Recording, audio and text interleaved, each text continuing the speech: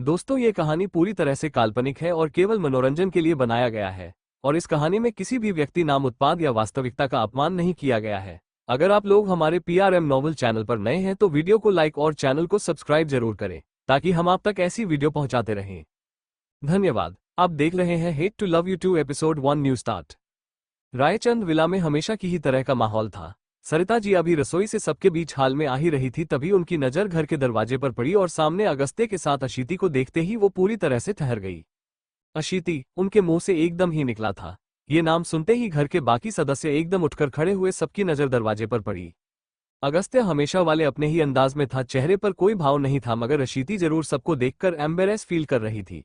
मायरा एकदम भागते हुए उसके पास आ गई। आशु, किधर गई थी तू? ऐसे कोई जाता है? वो लगभग रो ही पड़ी थी।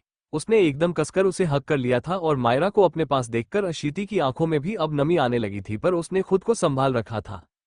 सरिता जी ने अगस्त्य की तरफ देखा जो अब अंदर आ गया था। उसके चेहरे पर आए भाव कुछ अलग थे, मानो उसके आने से फर्क ही नहीं पड़ा।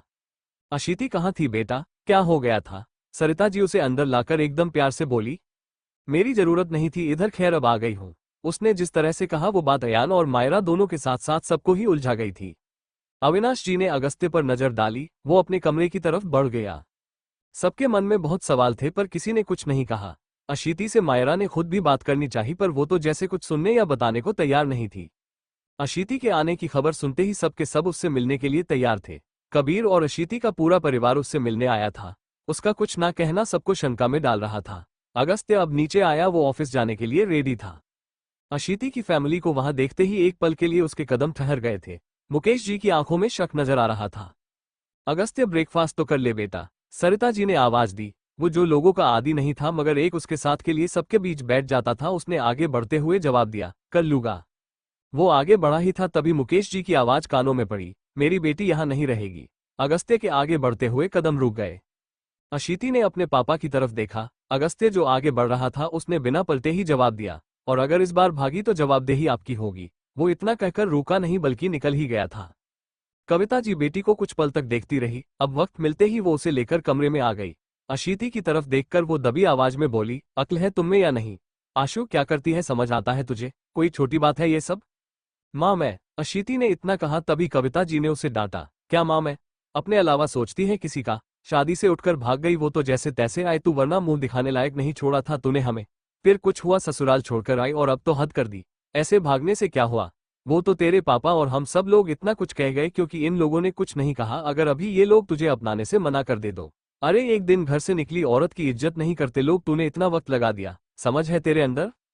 अपनी माँ की बात सुनकर अशीति ने कुछ नहीं कहा। उसे याद था वो यहाँ अगस्त्य के साथ डिवोर्स के लिए आई थी। अगर ये बात अभी घर में बाकी सबको पता चली तो बात बहुत बढ़ जाएगी, इसीलिए अभी उसने इस बारे में कुछ कहना जरूरी ही नहीं समझा। कविता जी ने उसे समझाते हुए एक बार फिर से कहा, दामाद जी का रवैया अचानक बदला, वो तुझे समझते नहीं थे? ऐसा तो नहीं था, अचानक क्या हुआ तुझे? आशु देख, अब ना ये सब बहुत हो गया, घर संभालना सीख, बच्ची नहीं है तू। आ गई है ना, अब सब ठीक है, आप परेशान मत होइए, सरिता जी ने पीछे से आते हुए कहा। कविता जी को शर्मिंदगी महसूस हुई और उन्होंने धीरे से कहा, बहन जी माफी चाहेंगे, हम लोग अपनी बेटी को न देखकर बहुत परेशान थे, इसीलिए इस तरह से बर्ताव कर दिया। सरिता जी और बाकी पूरे परिवार में ही बहुत ही आराम से इस बात को हैंडल किया था। कबीर की कोशिशें के बाद भी अशीति ने कुछ नहीं कहा था, जो बात उसे भी उलझा गई थी। अशीति को पूरे परिवार का ये बिहेवियर देखकर शर्मिंदगी महसूस हो रही थी। वो सब लोग उससे बहुत ही अच्छे तरीके से पेश आ रहे थे। सरिता जी तो हमेशा उससे बहुत ही प्यार से बात करती थी और अभी भी उनका रवैया ऐसे ही था। उसने अपने कमरे में कदम रखा। एक जानी पहचानी सी खुशबू महसूस कर उसने अपनी आंखें बंद कर ली। आंखें बंद करते ही अगस्त्य के साथ बिताए पल उसे याद आने लगे। I love you more than anything, my cute little angel, sweet heart, इतना मत सोचो, आई लव्स यू डार्लिंग। अगस्त्य के प्यार भरे अंदाज याद आते ही उसकी आंखों में नमी सी आने लगी। उसने तंजिया मुस्कुराहट के साथ कहा, प्यार की बात करते हैं, मैंने अपनी पूरी जिंदगी में नहीं सोचा होगा आप ऐसे भी करेंगे मेरे साथ। मैंने तो इतना विश्वास किया पर आप विश्वास के लायक कभी थे ही नहीं। डिनर के लिए मायरा खुद उसे बुलाने आए। नीचे आते ही अशीति ने देखा पूरा परिवार मौजूद था सिवाय अगस्त्य के। अयान ने जानकर कहा, भाभी डोंट वरी, आप भाई का वेट मत करो, आजकल उनका काम थोड़ा बढ़ गया ना तो इसीलिए उनको लेट लगेगा। अशीति बस फीका सा मुस्कुरा दी, उसने कुछ नहीं कहा। अविनाश जी की नजरें बेहद गहराई से उसे देख रही थी, वो जैसे कुछ समझने की कोशिश कर रहे थे। वो कमरे में एकदम चुपचाप बैठी हुई थी। उसने अब घड़ी की तरफ देखा, 11 बज चुके थे, पर अगस्त्य जो सुबह गया था वो अब तक नहीं आया था। उसने तकिया लिया और काउच पर आकर लेट गई। अगस्त्य ने कमरे का दरवाजा खोला। उसकी नज़र सबसे पहले बेड पर आई जो खाली था। बेड को खाली देखते ही चेहरे पर कुछ लकीरें आई। उसने अब अंदर कदम रखा तो सोफे पर सोती हुई अशीति पर उसकी नज़र आ रुकी। वो उसको देखकर अब पूरी तरह से ठहर गया। देर रात प्यास लगने की वजह से अशीति की आंख खुली। उसने उबासी ली। बेड अब भी खाली नजर आया जो देखकर उसने घड़ी की तरफ देखा। 2 बजने वाले थे। ये अब तक नहीं आए। उसके मुंह से एकाएक निकला। वो उठकर जैसे ही पानी लेने के लिए साइड टेबल की तरफ जाने लगी तभी उसकी नज़र बालकनी में बैठे अगस्त्य पर पड़ी। अशीति ने जब उसके आसपास से उड़ता हुआ धुआं देखा उसका चेहरा एकदम गुस्से से भर चुका था। उसने दांत पीस लिए और फिर बात करते हैं, नशेड़ी, धोखेबाज और पता नहीं क्या क्या है। अगस्त्य को महसूस हुआ उसकी नज़र उस पर थी। उसने गर्दन घुमाई तो देखा वो एकदम गुस्से से उसे देख रही थी। उसने अब वो खत्म हुई सिगरेट को बुझाकर डस्टबिन में डाला और कमरे में आ गया। क्या साबित क्या करना चाहते हैं आप? अशीति ने गुस्से से कहा।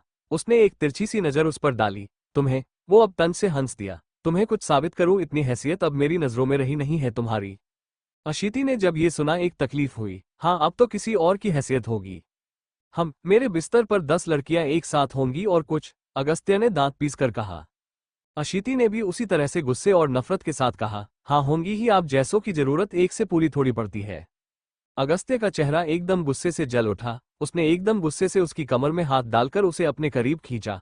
अशीति उससे दूर जाने के लिए मचल उठी। उसने उसकी कमर पर अपने हाथ कसते हुए उसकी आंखों में देखते हुए कहा, हाँ तुम तो सबसे बेहतर जानती हो ना मुझे। वो नफरत से उसे खुद से दूर करते हुए बोली, कुछ नहीं जानती मैं आपके बारे में, मुझे सिर्फ नफरत है आपसे और मुझे नफरत है कि मैंने कभी आपसे प्यार किया है। अगस्त्य जो उसकी कमर पर अपनी पकड़ कस रहा था वो ठहर सा गया। उसकी आंखों में अपने लिए नफरत देखकर उसने अपनी पकड़ ढीली कर दी और वो अब उसे धकेलकर उसे खुद से दूर कर एकदम नफरत भरी आवाज में बोली, मुझे छूने की या मेरे करीब आने की कोशिश मत करना। आप डिवोर्स पेपर्स बनवाओ और खत्म करिए ये सब, आपको देखना और झेलना बस का नहीं मेरे। अगस्त्य तंज से मुस्कुरा दिया। उसने अशीति की तरफ देखकर कहा, 1 महीना, ठीक 1 महीने बाद तुम आजाद हो इस रिश्ते से और मुझसे। वो अब बेड की तरफ बढ़ गया। अगली सुबह अंडिस को अशीति के आने के बाद अब सब नॉर्मल होने लगा था। सबको अगस्त्य में वो बदलाव अब भी महसूस हो रहा था। मायरा, अशीति बेटा, इस बार का करवा चौथ तुम दोनों के लिए ही पहली बार है तो व्रत रखोगे ना? सरिता जी के इतना पूछते ही मायरा ने हामी भरी। हाँ मम्मी जी। जी। अशीति के इतना कहते ही अगस्त्य की नजर उस पर आई। वो ब्रेकफास्ट करके उठते ही बोला, कमरे में आओ, बात करनी है। अशीति ने सबकी तरफ देखा। अगस्त्य आगे बढ़ गया था तो वो भी एक फीकी से मुस्कुराहट लिए अब उसके पीछे चली गई। कमरे में आते ही उसने गुस्से से कहा, क्या समझते हैं सबके सामने नाटक करूंगी मैं? जरूरत भी नहीं है तुम्हें कुछ करने की, इसीलिए कह रहा हूं नौटंकी करना बंद कर दो। अगस्त्य ने दांत पीसकर जैसे ही उसे अपने करीब खींचा अशीति ने गुस्से से उससे दूर होने की कोशिश शुरू कर दी। अशीति ने अब पूरी जान लगाकर उसे अपने से धकेलकर दूर कर दिया। अगस्त्य बेड के पास आकर गिरा और साइड टेबल का कोना उसके सर से लगा था। वो जैसे ही सीधा होकर खड़ा हुआ उसके माथे पर टेबल से लगी चोट का निशान साफ नजर आ रहा था जो देखते ही अशीति के चेहरे पर एक शिकन सी आई। वो उसके पास आते आते ठहर गई थी। अगस्त्य ने हल्के से अपने सर को छूकर देखा। उसने नोटिस किया था उसका उसके पास आते आते रुक जाना। अभी मुश्किल से 2-3 दिन ही हुए थे और इतने कम समय में ही उसने जितनी नफरत दिखा दी थी वो झेलना उसके लिए मुश्किल हो गया था। उसकी आंखों में एक अजीब से दर्द नजर आने लगा था जिसे छुपाते हुए वो मुस्कुरा दिया। मुझसे इतनी नफरत हो गई है तुम्हें? उसने ना चाहते हुए भी पूछ ही दिया और अशीति भी ठहर सी गई उसके इस सवाल को सुनकर। उसकी आंखों में आज फिर एक बार वो ठहरा हुआ अंदाज देखा। अगले ही पल ना जाने क्या याद आ गया। उसने नफरत भरी आवाज में कहा, इससे ज्यादा नफरत है, इतनी जितनी मैं दिखा भी नहीं सकती। अगस्त्य ने अब एकदम सपाट चेहरे के साथ कहा, तैयार रहो, अपने आप से सामना मुश्किल होगा। उसने जिस तरह से कहा अशीति उसकी तरफ देखती रह गई। उसे समझ नहीं आया वो क्या कहने की कोशिश कर रहा था। अगस्त्य वहां से निकल चुका था। उसके जाते ही अशीति ने एक गहरी सांस ली। उसकी आंखों में भी अब आंसू आ गए। कुछ चीजें समझ में जो आती है वो होती नहीं है।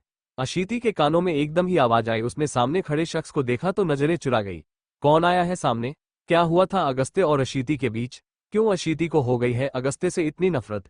क्या 1 महीने बाद डिवोर्स होकर ये दोनों अलग हो जाएंगे? जारी। ये बस अभी शुरुआत है, आगे और भी बहुत मजा आएगा। देखते रहिए सिर्फ हमारे YouTube चैनल पर।